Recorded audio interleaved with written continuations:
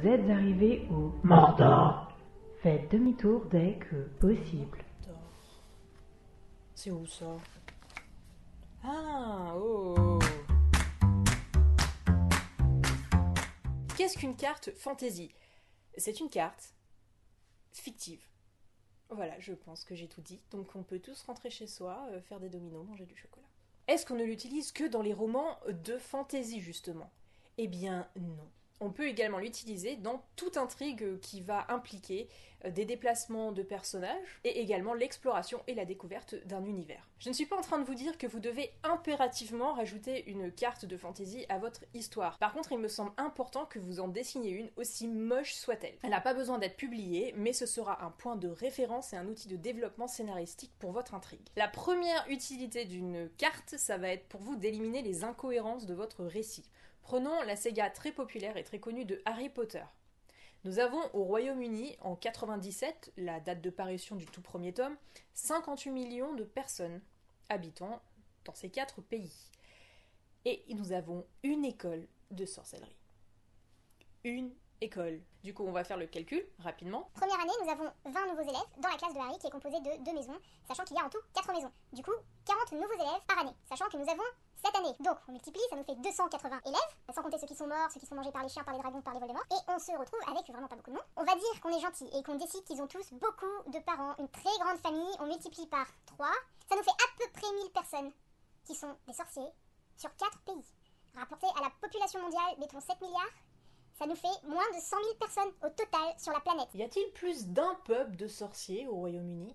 Comment il y a un ministère de la magie? Il y a 3 clampins dedans. Comment font-ils pour remplir un stade de Quidditch? Est-ce que, question très importante, est-ce que tous les sorciers du monde passent leur temps à courir après tous les moldus du monde en leur criant « Oubliez, oubliez, oubliez !» Il suffisait de dire qu'il y a d'autres écoles de sorciers, que Poudlard est la meilleure école de sorcellerie. Du coup, on se pose même pas la question. Il y en a d'autres, mais c'est celle-là qui nous intéresse. Alors que là, non. Dans le canon, il y en a une. Moi, je m'intéresse qu'au canon, hein, pas des films qui sont sortis ensuite. Dans cette saga de romans, il y a une école de sorciers pour 4 pays. En parlant d'incohérence, dessiner une carte, ça va nous permettre également d'estimer des distances à peu près crédibles, que ce soit de manière spatiale ou temporelle. Je vais vous citer l'épisode 3 de la saison 7 de Buffy, où les protagonistes font tout le temps des allers-retours entre une cave paumée au fin fond de la forêt et leur boutique au centre de leur petite ville. Ils font ça en 3 secondes.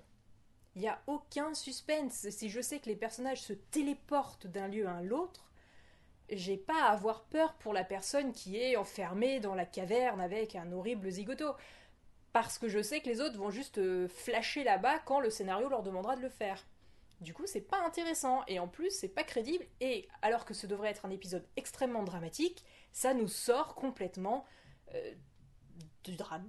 Explorer la topographie de son intrigue permet également d'enrichir son univers. Par exemple, si votre protagoniste est une archéologue qui recherche une civilisation disparue au fin fond des gorges du Verdon, si vous prenez en compte que l'érosion fait qu'une rivière va creuser son lit au cours du temps, ou alors qu'il peut y avoir des éboulements, ou alors que le lit d'une rivière peut être large à une époque et plus rétréci à une autre, ça se trouve, elle cherche absolument pas au bon endroit, elle est trop profond, ou alors elle est trop près de l'eau. Bref, plein de choses qui vont vous permettre de pimenter l'intrigue, qui vont vous permettre tout naturellement de ralentir le point culminant, donc le paroxysme, si vous voulez qu'elle le trouve plutôt... Bah du coup, elle a bien étudié son érosion, sa géologie, elle sait où chercher exactement. Si vous voulez ralentir un peu, elle s'est plantée dans ses calculs sur la rapidité de l'érosion à tel endroit, et ça nous donne quelque chose de beaucoup plus intéressant à explorer. Commencez par positionner les points clés de votre intrigue, les endroits où vos personnages se rendent, ou alors ceux qu'ils mentionnent les uns par rapport aux autres. Par exemple, quand j'ai écrit L'eau vive, je savais que j'avais une forêt avec la maison de mon protagoniste plutôt en bas à gauche, et ensuite un village où il devait pouvoir se rendre assez facilement, et puis une ville plus grande, pas trop loin, mais où c'est plus difficile de se rendre, donc j'ai rajouté des montagnes. Donc voilà, on place les endroits du voyage, on rajoute vaguement les reliefs qu'on connaît plus ou moins, et on a fini la première étape. Une fois que vous avez placé vos points clés les uns par rapport aux autres, commencez à estimer les distances. Alors vous pouvez faire ça avec une mise à l'échelle et du coup calculer le kilométrage. Personnellement, je préfère ça de manière temporelle, c'est-à-dire si je sais que mon personnage va mettre une journée pour aller dans cette ville, il est tout à fait logique que cette ville où il met 2 jours à arriver soit plus éloignée. Sauf si je veux qu'elle soit à peu près aussi proche, et du coup je mets des montagnes ou des obstacles. Une fois qu'on a positionné nos petits points sur la carte, on va pouvoir les ajuster pour vérifier qu'on ne s'est pas complètement trompé en estimant nos distances. Pour les personnes qui écrivent de la fantasy, on va souvent parler de voyage à cheval. C'est intéressant de s'informer. Par exemple, un cheval, on sait que ça fait de 25 à 40 km par jour. Ça doit alterner les allures, ça doit faire du pas, du trot et du galop. Si vous faites que du galop, votre cheval va mourir.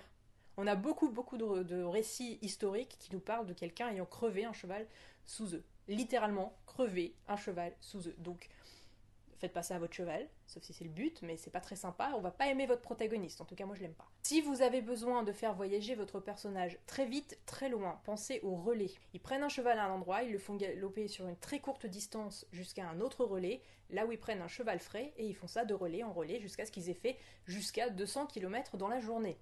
Alors là, évidemment, il faut que votre cavalier soit en forme. Le temps de trajet varie également en fonction du relief, de la forme physique de votre personnage, de la météo. Donc renseignez-vous, utilisez-le dans votre intrigue. À partir de là, vous avez terminé votre carte, félicitations, et vous pouvez soit vous arrêter là et vous en servir comme outil, soit la peaufiner pour la rendre publiable. Si vous voulez que votre carte soit publiable, il ne vous reste plus qu'à affiner ce que vous connaissez déjà. Construisez les reliefs en fonction de ce que vous avez déjà positionné sur la carte et de ce qui existe dans la réalité et dans votre monde. Par exemple, dans la réalité, l'eau va couler du haut d'une montagne vers la mer. Pour devenir un fleuve, il faut qu'il y ait des affluents. Pour qu'il y ait des cascades, il faut qu'il y ait du relief. Les montagnes ne poussent pas partout, n'importe comment. Consultez des cartes existantes. Renseignez-vous un peu sur la géologie et la création des reliefs d'aujourd'hui. Les populations humaines se sont généralement regroupées autour d'un point d'eau, ou par exemple un fleuve. Donc Paris, la Seine, Londres, la Tamise. Dans votre monde, même si votre population n'a pas besoin d'eau pour survivre, elle va naturellement se regrouper autour des denrées vitales pour elle. Cependant, si les règles de notre monde ne s'appliquent pas aux vôtres, c'est pas grave, il suffit que ça reste cohérent. Par exemple, la Terre du Milieu, le pays décrit dans Le Seigneur des Anneaux, présente plusieurs chaînes montagneuses qui se suivent de manière assez logique, et ensuite un espèce de zigouille tout moche en bas de la carte, carré, ça n'a absolument rien de réaliste, et pourtant, ça s'explique parce que la personne qui a fait construire ces montagnes était un très très grand sorcier qui avait bien assez de main-d'œuvre pour construire des murs s'il ne le faisait pas par magie. Et ça explique aussi pourquoi c'est aussi moche. Non, ça explique pas du tout pourquoi c'est aussi moche. La seule chose que ça explique pas, c'est pourquoi est-ce qu'il a pas fait de mur à l'arrière, à croire que tout le monde est réuni devant lui, mais que derrière il y a personne. Ça honnêtement, ça me trouble. Votre carte peut être très classique ou très originale. La seule chose importante, c'est qu'elle soit claire pour les personnes avec qui vous allez la partager. Il existe de nombreux éditeurs de cartes en ligne qui peuvent vous aider. N'hésitez pas à ouvrir un atlas. Si vous avez ou allez créer une carte fantasy, n'hésitez pas à me laisser le lien en dessous dans les commentaires. Merci de m'avoir écouté, vous retrouverez mon roman sur Wattpad et vous pouvez me soutenir sur Patreon, me retrouver sur Twitter, Facebook et n'hésitez pas à vous abonner. Salut! Pourquoi je parle pas comme ça? Salut! Aïe! Si t'entends pas le aïe, c'est que c'est pas bon. J'ai mal aux mains. J'ai mal. Aïe! Si je me donne une baffe, ça fera mal aussi et ça fera le même son, non? Oh les yeux! Aïe! Ah ouais, moi aussi je l'ai senti. Je peux être prête pour Alien là, c'est bon.